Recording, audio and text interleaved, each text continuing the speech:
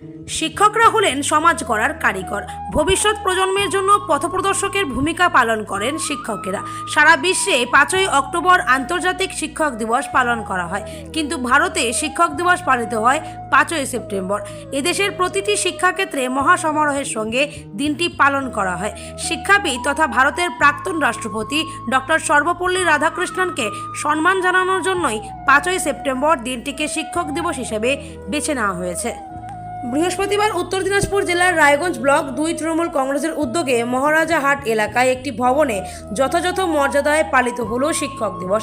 এদিন উপস্থিত ছিলেন পশ্চিমবঙ্গ সরকারের শিক্ষা প্রতিমন্ত্রী তথা হেমতাবাদ বিধানসভার বিধায়ক সত্যজিৎ বর্মন, রায়গঞ্জ ব্লক 2 তৃণমূল কংগ্রেসের সভাপতি দীপঙ্কর বর্মন, জেলা তৃণমূল কংগ্রেসের যুব সহসভাপতি তিলক সরকার, বিদ্যালয় পরিদর্শক তুষারকান্তি রায়, 6 নং রামপুর অঞ্চল তৃণমূল সভাপতি হরেকৃষ্ণ বর্মন, শিক্ষক সেলের শিক্ষক নেতৃত্ব সহ অন্যান্যরা। এদিন অনুষ্ঠানের শুরুতেই অতিথি বরণ ও প্রদীপ প্রজ্বলনের মধ্য দিয়ে সর্বপল্লী রাধাকৃষ্ণনের প্রতিকৃতিতে মাল্যদান ও ডক্টর সর্বপল্লী রাধাকৃষ্ণনের জীবন নিয়ে বক্তব্য রাখেন সকলে।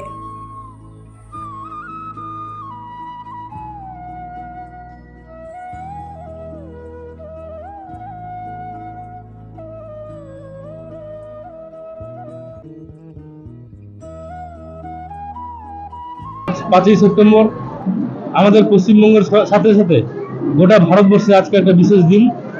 আজকে হেমতাবাদ বিধানসভার রায়গঞ্জ ব্লক 2 এর শিক্ষা সেলের ব্যবস্থাপনায় আজকে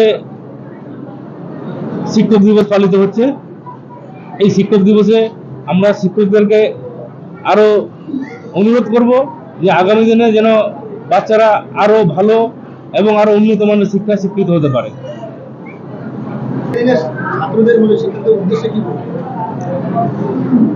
আজকের দিনে ছাত্রদের উদ্দেশ্যে একটাই কথা বলবো যে আমাদের প্রত্যেকেরই মা বাবা আছে। মা বাবারা যেরকম আমাদের গুরুজন, প্রত্যেকটা শিক্ষক শিক্ষিকাও আমাদের গুরুজন।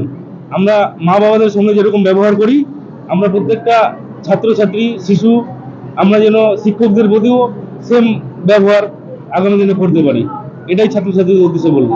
আমাদের মূল উদ্যোক্তা হচ্ছে নর্থ জোন, আর এটার যেহেতু আমি একজন শিক্ষক, এখানকার দায়িত্বে রয়েছে রায়গঞ্জ ব্লক 2 প্রেসিডেন্ট হিসাবে, সভাপতি হিসাবে আমাদের একটা আলোচনা হয়েছিল যে আমি যেমন শিক্ষক ঠিক তেমনি আমারও অনেক শিক্ষক রয়েছেন এবং শিক্ষক বন্ধুরাও রয়েছে। আমরা সবাই মিলে যদি একটা অনুষ্ঠান করি, কারণ কি আমাদের এই এলাকার মধ্যে সেরকম কোনো অনুষ্ঠান হয় না। আমরা শহর কেন্দ্রিক এই যে কোনো অনুষ্ঠান, সাংস্কৃতিক অনুষ্ঠানই হোক না কেন, আমরা শহর কেন্দ্রিক ছিলাম।